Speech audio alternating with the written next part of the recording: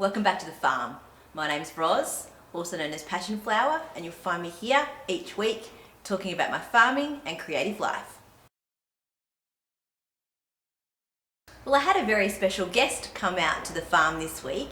Mary from Wow Crochet came to visit, and she sat down with me and interviewed me about my life here on the farm, my creative life, and about dyeing. And it was a really fun day with her. So I will share with you the link below to her YouTube channel for the video, and I hope you can go check that out. It was a lot of fun. While she was here, we dyed some yarn. I got her to choose some colours and we put them in while she was here and dyed them up. And this is what came out. Beautiful yellow and blue and green. So I'm going to be sending these to Mary, and she, I believe, is going to be giving these away as a prize on her channel. So maybe go check that out too. So having a visitor and having an interview out here was definitely something very different. Not part of my normal routine. But what did I do in my normal farm life this week? I finished off the gravel path outside the shed. I now have the stairs done. I have a sort of a platform up where my sliding door starts with a little concrete tile right there as you walk in. And I've also done a path all along the other side, which gives me a walking path around to where the tank is. So when I go to turn the water on, it's a nice easy path. All I need to do now is do my brick edging all the way along just to finish off the look, and then it will be completely done. Something a little bit different this week was we had to relocate a blue-tongued lizard out of the backyard. It had been coming out and sunning itself, and Twyla had been finding it and trying to play with it. Not attacking it so much, but just quite interested in barking and sort of grabbing it but not hurting it. And we'd been able to get her away from it a couple of times, and then we would try to see where the lizard went to try and move it, and it had disappeared, like gone under the house or under the pool, so we couldn't get it. But just the other day, instead of going under the pool or under the house, it had actually gone under some matting that we had sitting in the backyard. So we were able to get a bucket and with gloves on, really carefully get it into the bucket and then take it down and rehome it by the creek near the beehive. So hopefully it has found a brand new home away from pesky dogs.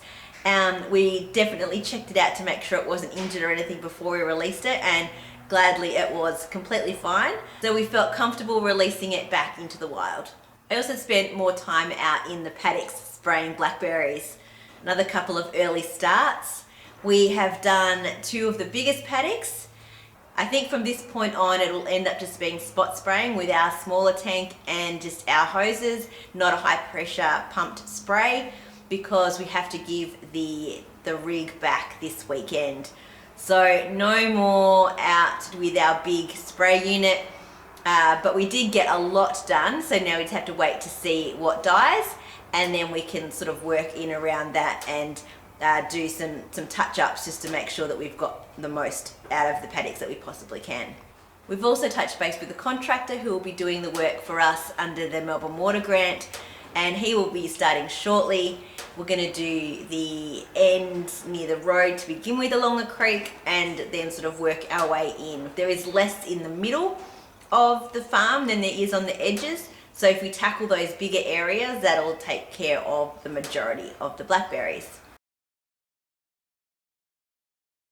Given the interview and also the amount of farm work that I've done this week, I haven't actually done a lot of craft. I've done a little bit in the evenings, just knitting on my socks, but I've found that my hands have actually been quite sore from holding the trigger on the spray unit. It is really quite tough, and your hands get really stiff and sore from doing that.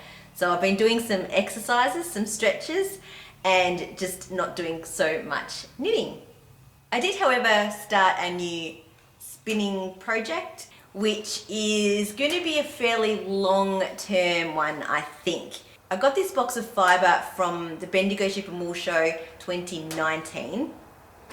and it is 400 grams. It's called a kaleidoscope set. It's a merino, Corriedale and silver suri mix from the Coloured Wool and Fibre Company, and it is beautiful. It's these jewel tones, and what I've decided to do is I put them all into sort of a gradient kind of order, and then what I did is I've split each of those colours in half. I'm going to spin each of the colours through in the gradient, and then spin each of the colours through on a different bobbin again, and then ply them together the same way and hope that the colours match up pretty well, and I end up with quite a lot of yardage and also a gradiating colour through that I can hopefully use for something like a shawl.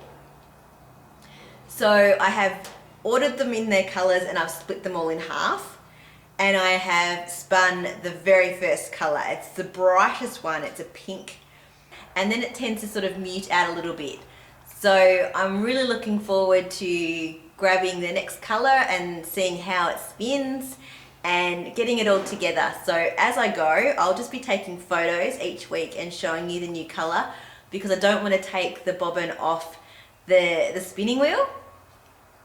But I might maybe next week bring over some of the fibre and show you the colour graduation through the complete box. And for something a bit different, but not completely out of left field, Seb and I did some tie-dyeing this week. He bought a kit and he asked if I would help him to do it. And this workshop space is the perfect place to try out something like that. It doesn't matter if we splash dye everywhere. I could just do it on my benches and not worry about having to really do any proper cleanup or anything like that. So we gave it a go. He found some white shirts at the op shop, so we didn't spend a ton of money. So we did 2 tester shirts. We did one that was in a spiral pattern, and the other one was sort of a concertina kind of fold, just along one section. Now, the pack that he got only had the 3 primary colours in it, so he thought it was going to be a bit limited, but I said, well, you know, primary colours, we can mix and make another few colours out of that, just have a bit of a think. So he started playing around and he was like putting the blue and the yellow together, and then he was putting the blue and the red together, and just like seeing what came out. And it was really cool to see his excitement about how he was able to create these other colours really quite simply and directly on to the shirt and just see it come out. So we've done the first 2 and they came out looking pretty good. We are going to do a few more. I think he's got 2 or 3 more that he'd like to do, and there's still plenty more dye from the pack.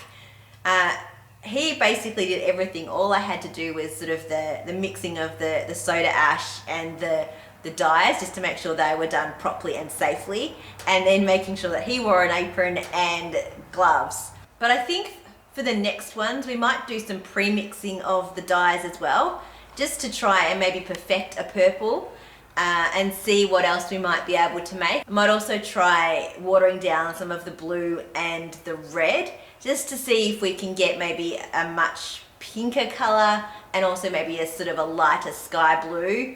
And also kind of mixing them together as well to see if we can create maybe a more striking red, because it did still come out a bit pink, which tends to happen with reds. So I think he might enjoy trying to do that a little bit too, sort of doing some pre-mixing of the colours and then using those on the shirts as well. Well, that's it for another week. Thanks for spending some time with me. If you're enjoying these videos, please give me a thumbs up and subscribe to my channel, and I look forward to seeing you next week on the farm. Bye.